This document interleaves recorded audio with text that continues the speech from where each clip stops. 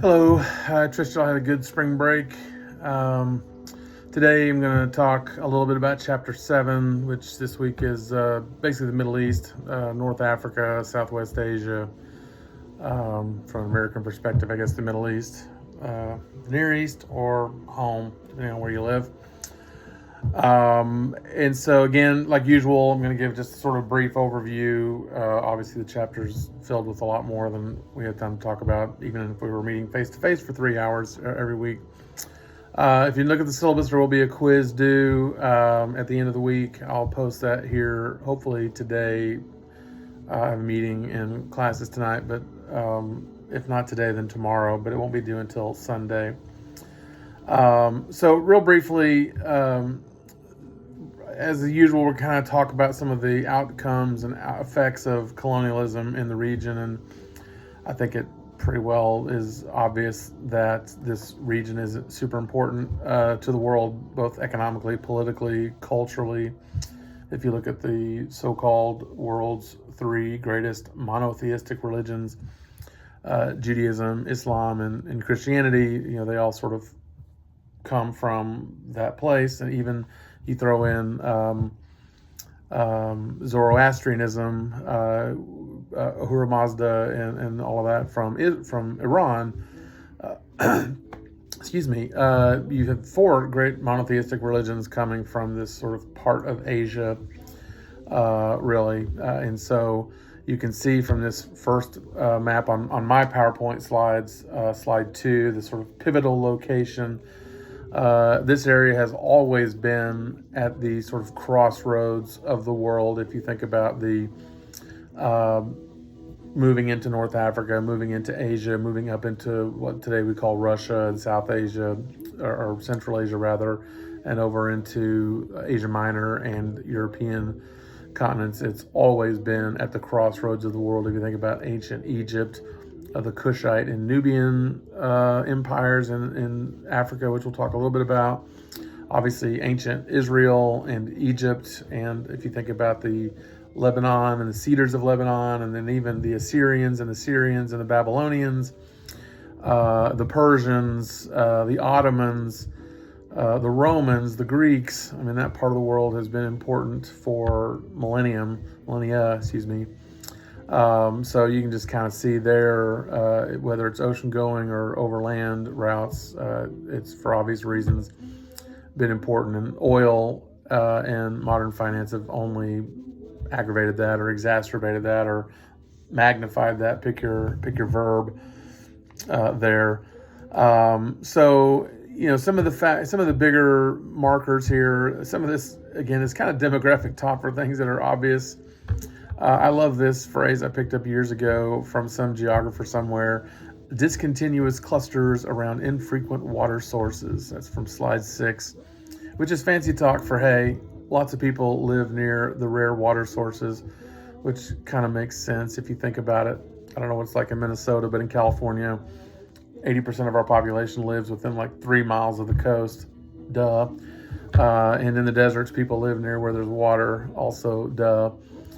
Nevertheless, there are oases and some of the world's great river basins: Tigris, Euphrates, and Nile, the Jordan River Valley, the so-called Fertile Crescent. If you look at any map of the Middle East, you can see from the Nile up through the Jordan Rift Valley, and then up to the headwaters of the Tigris and Euphrates, which comes back down to the Persian Gulf. You get this crescent-shaped, so-called Fertile Crescent, this huge green belt, green zone, surrounded by very arid spaces. Of course, it's renowned for its deserts as well. Of course, the Sahara Desert as well. So I've given you some photos of different kinds of oases out in the middle of the Sahara Desert. I've given you some pictures. I took a trip to Israel a few years ago, 2018 now. It's hard to believe it's kind of been that long. You kind of get a microcosm of some of those geographic features, to say the least. In terms of oil, suffice it to say that the Industrial Revolution, which we talked about in chapter 5 a little bit, really exacerbated this need for oil. So whether it's here in the United States, if you think about the oil rush in the 1850s and 60s and 70s, the impact of the Industrial Revolution on this part of the world, and as we'll see later on in sub-Saharan Africa, when you look about, what does the industrial economy need in the second industrial revolution, especially with the invention of the automobile and all of that, you need what? You need oil, you need rubber, tires, belts, hoses, plastics, so oil, natural gas, etc. And what does that do? That exacerbates this huge search for these natural resources. So the Middle East, I won't say it waned in importance. Obviously, if you go back to the Crusades and all those kinds of things, it's been important. But oil just really, again, just kept this part of the world in the forefront of importance. It always will be, I think. The other thing oil did, of course, besides draw in continued and a stronger European colonial and imperial influence, it's obviously pumped in a ton of cash into the region, and you have this huge sort of haves and have-nots between those countries that have oil and those countries that don't. So if you think about sort of the periphery, for example, the Arabian Peninsula, Bahrain, Dubai, Kuwait, even to some degree Iraq and Iran, Saudi Arabia for sure. And then you have what? You have Yemen, you have Libya versus Tunisia, even though Libya is kind of a hot mess in terms of their governmental structure. Those countries that have oil tend to, of course, have a lot of money. Those countries that don't have oil tend to not have a lot of money, which is, again, kind of common sense, I guess you could say.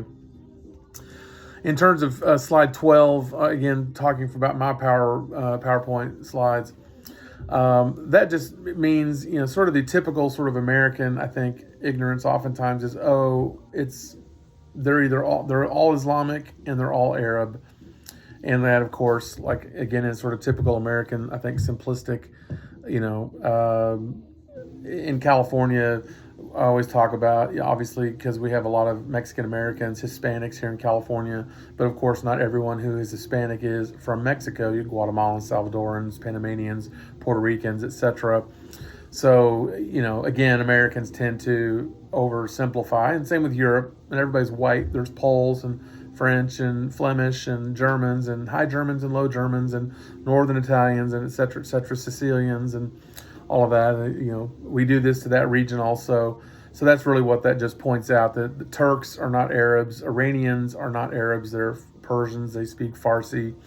Obviously, Israelis are not Arab. They're Jewish, Hebrew. You get a Francophone part of the world too in Algeria, Niger, and some of those places. So again, it's a very diverse area. It's not just all Arabs and all Muslims. There are a lot of Hebrew Jews there. There are a lot of Christians there of various types, Copts and Orthodox in Ethiopia, Christians in South Sudan, Christians in Syria, et cetera, et cetera. So again, just kind of pointing out that there's a lot of diversity in the region.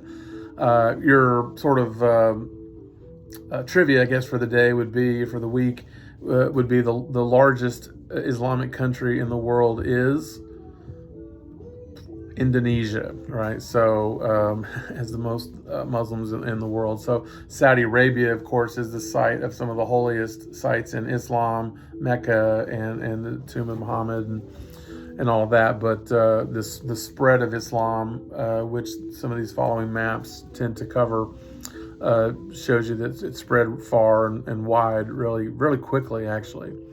And that's kind of, 13 just gives you kind of an overview of that, slide 13. Slide 14 gives you a map of sort of the, at the 900, which is kind of the, 1453 is probably the apex of Muslim conquest or expansion. I guess when they get to Vienna in Austria, at the gates of Vienna in 1683 is kind of the peak of the Ottoman Empire. And then there's a slow retreat, which ends in the end of World War I with the collapse of the Ottoman Empire at that. So these maps kind of just show you broadly speaking, sort of the expanse of Muslim influence. If you go to Spain today, you can go to Cordoba and still see a huge amount of Muslim influence because, those temples, cathedrals rather, they become mosques. Then the Reconquista, where Ferdinand and Isabella drive the Moors out, and then they become cathedrals again. You'll see, obviously, in Southeast Europe, in Bulgaria, in Croatia, in Albania, still a huge and very persistent and consistent long-term Islamic influence. A lot of Muslims still live in that region as well. So again, you can see that kind of goes all the way back to the beginning of the Islamic religion in the 600s AD. I gave you some photographs there on slide 17, the Kaaba, which is in the middle. I gave you in the middle there, and you can see during the Hajj, the pilgrimage to Mecca, that place will be filled with hundreds of thousands, tens of thousands, hundreds of thousands in days of people marching or walking around the Kaaba, praying and reciting their various scriptures and creeds. I gave you a link to there's a video link, a hyperlink in here. On slide 15, that link goes to Vice News. I don't know if he's still there, but their head editor at one time back when this video, he is of Pakistani origin. I think he's British. He went with his parents to Mecca and he snuck in a camera, which I don't think you're supposed to do, but hey, he's from Vice News. And it's really interesting little 10, 12-minute video of sort of an insider view. What's it like to go to Mecca, to go to the Hajj on a pilgrimage as they fly in, take the buses, do the walks and all those kinds of things. Another good example, I think, is if you've ever read, or if you haven't, it's a really good read. It's the autobiography of Malcolm X. Malcolm X is the sort of civil rights leader. Here's Martin Luther King, and then here's Malcolm X. Malcolm X is a little more, I don't know, militant. It seems like a bad word, but militant, more willing to sort of get at least countenance violence than Martin Luther King. At the end of his autobiography, before he's assassinated in 1965, he goes to, he's in a sort of a American version called the Nation of Islam. He runs afoul of them, and he goes on the pilgrimage to Mecca, and he sort of discovers what he says is true Islam. And he has a kind of an eye-opening experience, because in the pilgrimage, it's not just blacks and whites and Arabs. It's everybody sort of there, all for one purpose, to worship and to do this pilgrimage. And so he has this sort of a change of heart, I guess. Those are his words, not mine. Anyway, it's fascinating account from an American perspective, especially of what it's like to go to the Hajj on the pilgrimage. And then he kind of one of the great what ifs of American history is, what if Malcolm X had not been assassinated right after that, a few weeks after that, and then what would his views have changed? So anyway, it's an interesting account of the Hajj, if you're interested in that. And that video is pretty interesting. If you can't follow the link, if you go to YouTube and it's like Vice News Hajj or Pilgrimage to Mecca, you should be able to find it from there.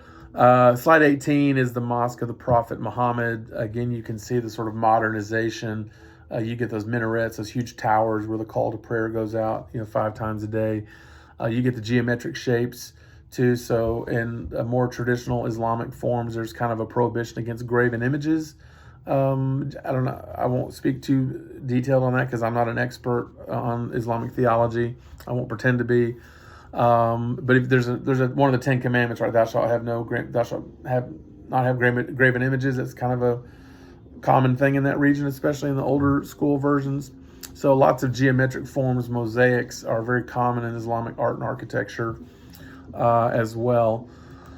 Slide 20, it gets into the Ottoman Empire, which is the Turkish form. The Turks sort of are driven into modern-day Turkey, Asia Minor, by the spread of the Mongol hordes, who we'll talk about in later chapters, Genghis Khan and those guys driving across Central Asia and Russia, and really just sort of, in addition to destroying all in their path, pushing people forward ahead of them, and the Turks are one of those people groups. They move into modern day Asia Minor, and they really sort of set up and become the sort of modern day, or this Ottoman Empire eventually, and spread across to Europe, into Spain, up into Southeastern Europe, down into Africa, into the Middle East, usually about as far as Iraq, and then on over, you've got other Islamic forces at play as well. That's what slide 20 and 21 and 22 give you, these sort of the after effects of that. So if you look at slide 22, excuse me, you kind of get the beginnings of, okay, how did the modern Middle East get where it is? And a lot of it is similar to what we see in Central America, South America, and when we get to Africa, we'll see the same thing in sub-Saharan Africa. All those lines on the maps are drawn up by European powers to sort of solve European problems, not really taking into account the reality on the ground. Excuse me. So if you think about, like Syria, Transjordan, Palestine, right? Those things don't really exist in the way that they do now prior to World War I.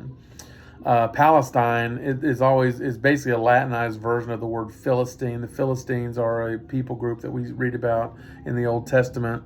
If you've ever heard the term David and Goliath, Goliath is a Philistine. They live in Gaza. They're not Arabs of today's version. They're what are called Sea Peoples. They come from other places. Anyway, so the Romans, they kick out the Jews during the diaspora, and you have all these sort of people groups that sort of come in incorporated areas. So the borders that we see on the map are not borders that really reflect an ancient sensibility of people groups, religious groups, linguistic groups. They are European powers under the League of Nations and the Treaty of Versailles divvying up those places. Literally from other places. There's a guy, I think his name is Sykes. There's a thing called the Sykes-Picot Agreement, which basically just draws a line across. It creates a rock, and this guy is in England, never been to the Middle East. It literally has like a crayon and a ruler, and he's just drawing lines. I mean, he's never walked it. He doesn't know where the people groups are. So you have sort of arrogance and ignorance joining together, and that exacerbates a lot of these problems even today.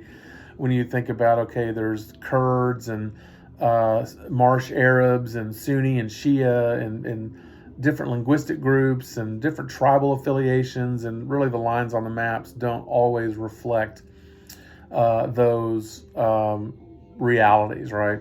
Even the sort of Hashemite kingdom of Jordan is created out of whole cloth. Right? There's no ancient Jordan.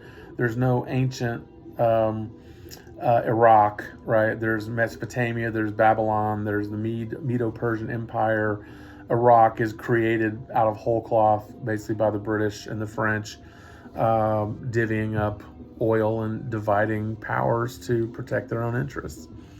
So again, you see the sort of colonial, and the Ottomans did the same from their version. So there's not really, and the Romans did it before them, and the Byzantines did it between them. And before them, it was the Persians, and before them, it was so this place has always been rubber stamped and stamped on by different various colonial and imperial powers over time. In terms of Egypt, Egypt has undergone some political changes, of course. Obviously, it's not quite the same as ancient Egypt in terms of people groups. Mostly a lot of Arab influence, especially from the spread of Islam and the Arab armies in the 600s, had a huge impact on Egypt. You can see this map here on slide 23 of the lower Nile basin, and just really how deep that influence goes. Sudan and South Sudan is probably the newest country, I think, in the sort of modern nation state form, created out of a thing called the Darfur crisis in the 2000s. And the Suez Canal. I don't know if y'all remember, during the pandemic, there was a blockage of the Suez Canal. There's a picture of it there on slide 26. Estimates cost the world economy about $10 billion a day, which probably is, in the grand scheme of things, is not in terms of total GDP of the world, not a lot, but $10 billion a day times, if that had blocked up for a while, that would have been, so part of that is if you look at the Suez Canal and that modern ship, when the canal was dug in 1867, I think, 1870s, late 1800s, ships were very much smaller. Today's ships are ginormous. So I don't know that the builders of the Suez Canal would have ever thought you could get a ship stuck, and it's not even horizontal totally, right, side to side. Panama Canal is the same way. They dredged a new and deeper, wider channel on the Panama Canal because it was built in a time when ships were smaller. I don't know if you guys ever come to California. If you ever come to California, go to Long Beach. There's a ship called the Queen Mary II, which is it's bigger than Titanic was, but it's a 20th century ocean liner. It's a museum now. Behind it, there's a Carnival Cruise Line terminal where you can catch cruises to Mexico. So here's the Queen Mary II, at one time the largest ship in the world. And the Carnival cruise ships behind it are like the 3-day party cruise ships. Just think of really loud music and lots and lots and lots of Jello shots. And the Queen Mary II is dwarfed by these small cruise ships. So the infrastructure is becoming, a lot outdated compared to some of these ships. In terms of the importance of the Nile, I love these satellite images. You can see the lights there, and that gives you where does the population, and we talked about clustering around the water sources. Again, that makes obvious sense. But in that whole series, you can see there's the Mediterranean. This is slide 27. You can see the bright strip there around the Delta area in the north of Egypt, and even over on the right to the east, you can see the coast of Israel, and then obviously around the Mediterranean, the Tigris and Euphrates rivers. That strip there gives you a good idea of what's going on in that. And then real quickly, these last through the pyramids are 31, 32. There are in the north of Sudan. Sort of holdovers and remnants of the Kushite and Nubian kingdoms. There were sort of sub-Saharan, sort of African pharaohs who in the later Egyptian kingdoms. Lots of very pristine ruins because of the the weather there, the climate. That's what I'm looking for. Very hard to get to. It can be kind of dangerous to travel in that region. My brother-in-law lived in Khartoum for a year back in 2008. He was able to go and take some pictures up there, but had to go Land Rovers, weapons, quick, in and out, and is kind of a dangerous part of the world at that time. And then the Maghreb is northern Africa. I gave you some pictures there of the Atlas Mountains, so Morocco, Tunisia, Libya, Algeria. The Kasbah, slide 38. If you want an idea of what the Kasbah looks like, and the Algerian War, there's a really good movie called The Battle of Algiers. I gave you a link probably to either probably an Amazon site. You can watch it on, if you have Max, or TCM, the Turner Classic Movies streaming session, or the Criterion Channel if you're just a fancy pants movie aficionado. The Battle of Algiers is an amazing sort of handheld camera, almost like a documentary of the fighting between the French and the Algerians in Algiers. And it's just sort of slow, it's urban combat, it's what today we call terror bombings. It's obviously torture by the French soldiers of some of the freedom fighters they catch. It's a really great depiction, I think, of both the Kasbah and some of the politics of the day as well. You get the Carthaginian ruins there. Slide 42 is an American military battlefield. There's thousands of American killed in action in World War II. In the Tunisian campaign, I gave you a link to a really good book if you're interested in World War II history called An Army at Dawn. It's the first of a 3-part book. That book's about the North African campaign. The second book is about the Italian campaign. And there's a third book about the European campaign from D-Day into Berlin, anyway, by a guy named Rick Atkinson. Really good books if you're interested in World War II history. And then there's the Arabian Peninsula and a picture of the so-called empty quarter of Arabia. I just don't have enough time to talk about all of these things and keep your interest for a 30-minute video. And then the Israeli-Palestine, I gave you some maps there to show you just the maps on the ground. The ongoing conflict, of course, is still ongoing. I don't know what the end game will be to that. I don't pretend to have any extra insight into it, so probably the less said, the better, generally speaking, in terms of that. I gave you some pictures there of the Negev and the Dead Sea. If you ever get a chance to go to Israel, then by all means, go visit Masada, which is this mountain desert fortress that was part of ancient Israel in a Roman campaign to eradicate Jews during the Jewish revolt. The Valley of Elah is the site of the Battle of David and Goliath. That's the purported site there of that, the Valley of Elah, and all sorts of things there. So anyway, y'all have a good week. I'm going to post your quiz hopefully today, and if not, tomorrow. So be on the lookout for that. That'll be due Sunday night as per usual. And y'all have a good week. Thank you.